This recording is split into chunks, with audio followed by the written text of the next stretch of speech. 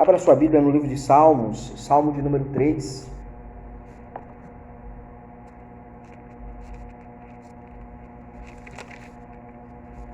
É um salmo bastante conhecido, né? Irmãos, Salmo 3 é um salmo muito importante para a nossa vida. Nós conhecemos esse salmo, é um salmo deveras interessantíssimo, e eu quero abordar ele com vocês nesta manhã. Salmo de Davi, quando fugia de Absalão, seu filho: Senhor, como tem crescido o número dos meus adversários, são numerosos os que se levantam contra mim, são muitos os que dizem de mim, não há em Deus salvação para ele. Porém tu, Senhor, és o meu escudo, és a minha glória e o que exaltas a minha cabeça. Como a minha voz clamo ao Senhor, e ele do seu santo monte me responde. Deito-me e pego no sono, acordo porque o Senhor me sustenta. Não tenho medo de milhares do povo que tomam oposição contra mim, de todos os lados. Levanta-te, Senhor, salva-me, Deus meu, pois feres os queixos, todos os meus inimigos, os ímpios quebras os dentes, o Senhor é a salvação, e sobre o teu povo a tua bênção. Esta é a palavra do nosso Deus. Irmãos, este salmo é um salmo bastante interessante, é um salmo que fala da confiança do poeta Davi diante da adversidade sofrida. É uma maneira como Davi coloca para nós como enfrentarmos toda a nossa adversidade. O Sipsleben, ou seja, a situação vivencial deste salmo, se dá exatamente quando Absalão, seu filho, se revolta contra Davi por causa daquele primeiro problema que houve entre Tamar e Amon, onde de fato Amon estupra a sua irmã Tamar e Davi aparentemente não faz nada.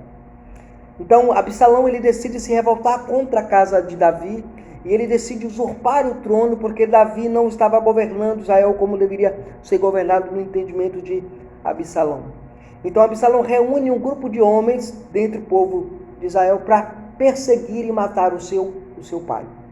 Então é interessante como o salmo ele coloca essa situação vivencial de Davi nesse sentido. Um outro elemento importante neste salmo é que ele é um salmo de lamento, é um salmo de lamentação. Davi está lamentando pela situação que ele tem vivido e vivenciado, como realmente ele tem enfrentado essa adversidade na sua vida e na sua jornada como homem que teme a Deus. É mais agressivo quando a adversidade vem de alguém que a gente ama. É mais penoso quando alguém que nós amamos nos persegue, nos fere, nos magoa, se levanta contra nós. Isso parece algo que consome a alma e parece que isso seja transmutado, transmitido, colocado neste salmo com muita clareza. Aqui, de maneira inequívoca, agora, Davi, ele, de maneira muito, muito pontuada, levanta para nós alguns aspectos interessantes. Nós vamos analisar 3 ideias que esse salmo apresenta para nós. A primeira está aí nos versos de 1 a 3, o salmista, ele relata o crescente número dos seus adversários. Versos de 4 a 6, o salmista agora, ele renova a sua confiança em Deus, porque Deus o sustenta.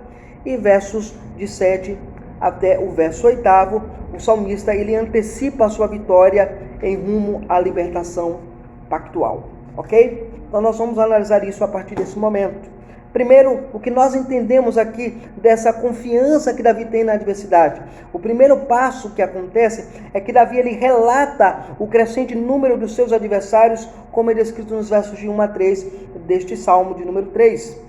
Ele primeiro clama a Deus porque muitos se levantam contra ele. Verso 1. Senhor, como tem crescido o número dos meus adversários. São numerosos os que se levantam contra mim. Ao olhar para esse texto, nós pensamos assim, como assim? Davi está enfrentando o quê? Um número gritante de adversários, mas não é qualquer adversário, são adversários conduzidos pelo seu próprio filho.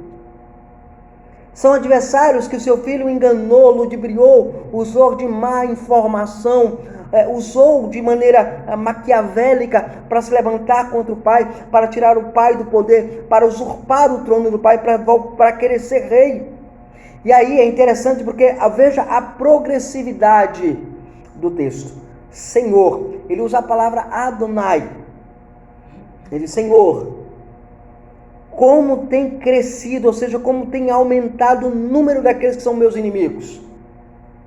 Veja, ele sabia que tinha um número definido de inimigos, mas agora parece que todo mundo estava querendo agora a alma de Davi, todo mundo estava querendo agora destruir Davi, todo mundo estava querendo agora acabar com a fidelidade de Davi a Deus, querendo de fato destruir a comunhão de Davi com Deus, perturbando a sua alma em persegui-lo.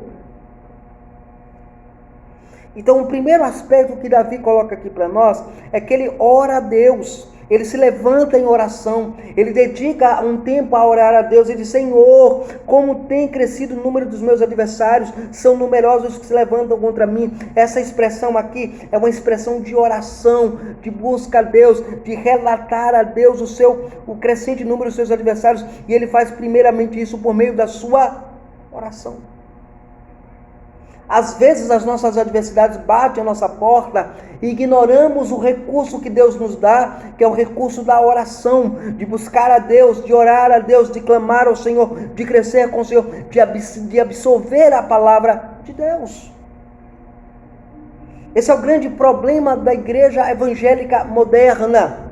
Uma igreja que vive para este tempo, vive para o agora, vive para o já, vive para o ontem. É uma igreja que não aprendeu a dobrar os joelhos, a orar a Deus. Quando os inimigos se levantam, você quer logo ir brigar, você quer ir logo na tapa, você quer logo resolver o problema, você quer logo revidar. Mas aqui neste salmo, Davi nos ensina que a melhor alternativa do cristão é dobrar os joelhos e orar. Então a primeira questão que você vê quando Davi vai relatar o crescente número dos seus adversários é que ele primeiro clama a Deus, porque muitos têm se levantado contra ele, e ele faz isso em espírito de oração. A segunda atitude de Davi nesse bloco desses textos é que ele agora explica que eles estão zombando da sua fé no esforço de tentar destruí-lo. Está no verso 2. Olha que coisa interessante. Ele diz que tem crescido o número de adversários, e não é apenas adversários bélicos, não é adversários de guerra, não é apenas adversários que querem destruir a sua vida física, mas são adversários que querem destruir a sua comunhão com Deus, como eu falei. Verso 2, são muitos que dizem, não há em Deus salvação para ele. O que é isso? É a tentativa do ímpio de tentar usurpar, zombar a nossa fé. A fé de Davi estava sendo zombada. Ou seja, Deus não vai ouvir as suas orações, Deus não vai atender os seus pedidos, Deus não vai atender aquilo que você está clamando, Deus não vai responder às suas orações. Não há salvação em Deus para ele. Não adianta ele buscar a Deus, não adianta ele buscar o Senhor, não adianta ele buscar a palavra de Deus, não adianta ele buscar crescer com a palavra, porque Deus não vai ouvi-lo. Mas veja, esta não é uma ideia de Davi. É a ideia dos seus inimigos que querem destruir a sua fidelidade, a sua confiança, o seu prazer em Deus. Quando nós somos alvos de perseguições, a atitude nossa é buscar a Deus, é orar, é clamar a Deus. Mas o ímpio, o incrédulo, ele sabe disso, e ele vai tentar roubar isso do nosso coração, tirar a certeza de que Deus está nos ouvindo. Tu é crente agindo dessa maneira? Tu é crente se comportando dessa forma? Tu é crente agindo dessa outra forma? Não, isso é um aspecto de destruir e de zombar a fidelidade que nós temos a Deus em oração, em louvor, em leitura, em culto, em adoração a Deus. Então aqui Davi, de maneira muito interessante, irmãos, ele coloca aqui, ele explica na sua oração que muitos dos seus adversários agora estão zombando da sua fé no esforço de tentar destruí-lo. Mas destruí-lo como? Desanimando. Para que ser crente? Para que caminhar dessa maneira? Sabe? Aquela coisa que tenta desanimar a nossa vida cristã, que tenta abalar a nossa vida cristã. São os nossos pecados, muitas vezes, que são usados como algozes da nossa consciência. Algozes que tentam infligir sobre nós: Deus não está lhe ouvindo porque você pecou, Deus não está lhe ouvindo porque Deus está assim, porque assado. É a mágoa no coração, Estas questões, elas estão sendo muitas vezes usadas em nossa vida cristã para nos afastar do momento de buscar em Deus refúgio. Buscar em Deus solução no meio da adversidade. Mas um detalhe importante nesse texto, irmãos, é que Davi, ele não... Como eu posso colocar aqui, irmãos? Davi, ele não se limita a descrever que os inimigos se levantam contra ele. Ele não se limita a explicar que os inimigos zombam da sua fé. Mas ele expressa a sua confiança em Deus na proteção divina no verso 3. Olha o verso 3, o que é que ele diz. Porém tu, Senhor, és o quê? O meu escudo. És a minha glória e que exaltas a minha cabeça. Detalhes importantes se destacam nesse verso 3. Primeiro, Davi, ele reconhece porque tu, Senhor. Note agora a temática do texto no verso 3. No verso 1, ele usa a palavra Senhor, e você notou que a palavra Senhor está com a primeira letra em maiúsculo e as outras em minúsculos. Mas no verso 3 agora, a palavra Senhor aparece novamente, agora toda em garrafal. A palavra aí que aparece aí é a palavra Yahvé. Tu, porém, Yahvé, ou seja, tu, Deus do pacto, tu, Deus da aliança. A palavra Senhor no verso 1, Senhor, Adonai, significa tu, Deus de vida e de morte. A palavra Senhor que aparece no verso 3 agora, ela descreve tu, Senhor, Deus pactual. Então, tu que é Deus pactual, tu és o meu escudo. E aqui é importante a gente colocar isso aqui. Por que ele usa a expressão escudo no nosso texto? Porque ele sempre diz que você vai encontrar essa expressão nos Salmos. Deus é o meu escudo, Deus é o meu pavilhão. Você vai encontrar essa imagem muito gigantesca no Salmo. Mas a ideia é porque Israel era um povo que não tinha armamento bélico. Os inimigos em sua volta tinham. E escudo era um armamento importante porque protegia a vida do soldado. Israel não tinha muitos escudos. Então uma nação que tivesse escudo, ela tinha mais chance de vencer a guerra. Ela tinha mais chance de vencer os seus adversários. Então Davi pega a figura de um soldado protegido por um escudo naquela época e aplica esse escudo a Deus. Deus é o meu escudo. O maior número de adversários que me aparecem, que vêm contra mim, vão se bater de frente com o escudo que é o Senhor. Então a primeira questão que ele coloca, tu és o meu escudo, tu és a minha proteção, tu me proteges dos meus adversários, tu és a raridade de ter um escudo, fazia com que Israel dependesse exclusivamente de Deus como seu único escudo. Mas um outro detalhe importante é que ele diz, tu és a minha glória e o que exaltas a minha cabeça. Aqui a expressão de dizer que Deus é a glória, ou seja, pode significar que Davi esteja se referindo que foi Deus quem colocou ele no trono, foi Deus quem coroou ele. Então, é por isso que ele coloca aqui, tu é que exaltas a minha cabeça, ou seja, tu que me colocas sobre os meus inimigos, tu é que me mantém no governo, tu é que me mantém no poder. Ainda que ele esteja fugindo de Absalão, ele tem consciência de que ele é o rei de Israel. E Deus há de proteger o seu ungido, Deus há de proteger aquele que teme a ele, no caso aqui, Davi. Qual é a implicação disso que nós temos aqui nesse texto, irmãos? A implicação é que Deus, ele deve ser sempre o objeto de nossa confiança. Devemos sempre confiar no Senhor. Devemos sempre confiar em Deus. Devemos ter Deus como centro da nossa existência. Entende aqui? Deus, ele é o nosso supremo protetor. Ele é o nosso escudo. O escudo que ele é para nós é proteção certa. Isso nos leva agora para a segunda verdade que nós aprendemos nesse texto, irmãos. Veja, como Davi, ele expressa a sua confiança diante da adversidade. Em segundo lugar, ele expressa isso ao renovar a sua coragem porque Deus o sustentou durante a noite em resposta à sua oração. Está nos versos de 4 até o verso 6.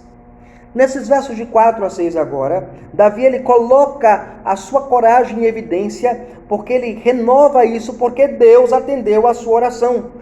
Talvez a sua fragilidade no primeiro momento seja, parece que Deus não está me ouvindo, parece que Deus não está me atendendo. Senhor, os meus adversários são grandes, são numerosos, eu vou orar a Ti porque Tu és o meu escudo, Tu és aquele que me protege. Mas aí qual é o resultado disso? Qual é o resultado desta oração? Primeira questão, o resultado dessa oração é que conduz Davi ao louvor a Deus. Ele louva a Deus porque a sua oração foi respondida. Verso 4, com a minha voz clamo ou louvo ao Senhor. E ele do seu santo monte me responde, ou me respondeu, como está expresso no original.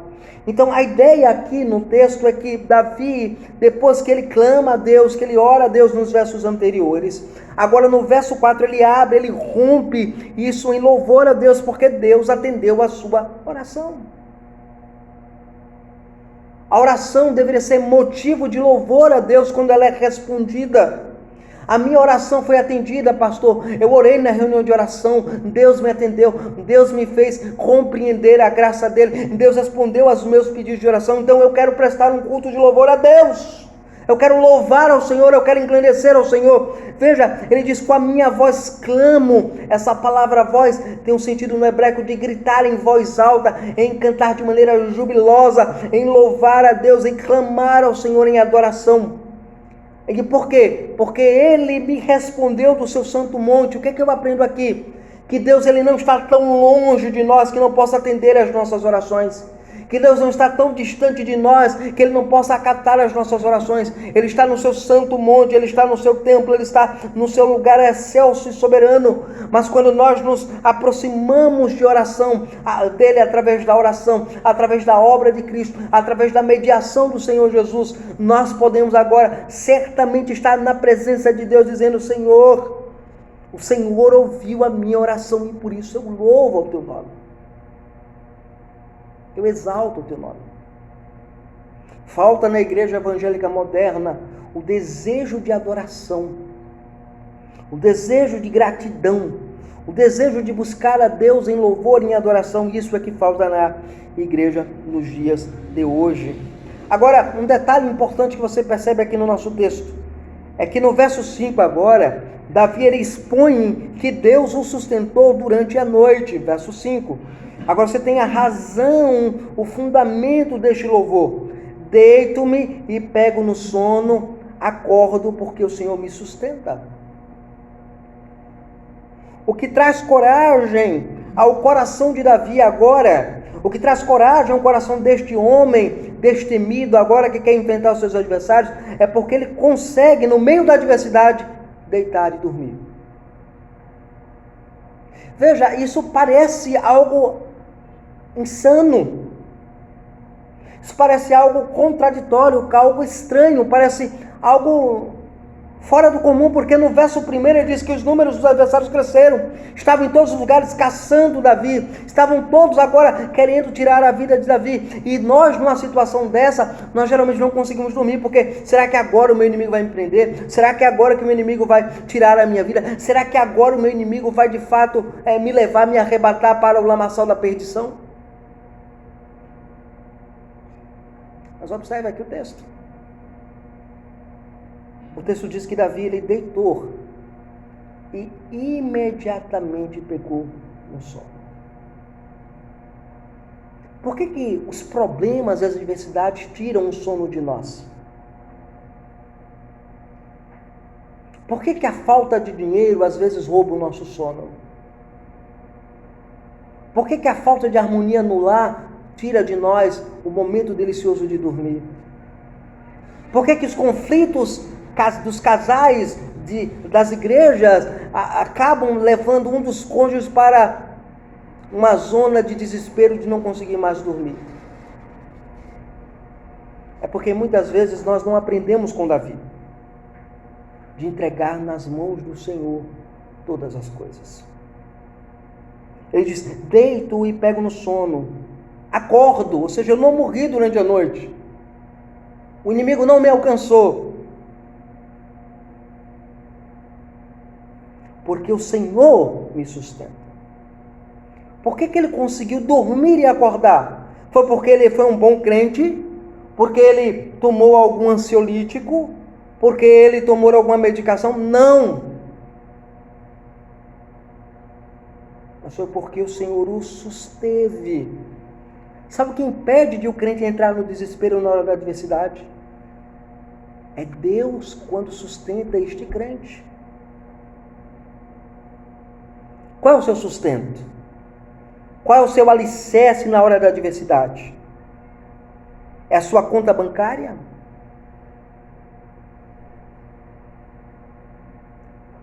É o seu emprego?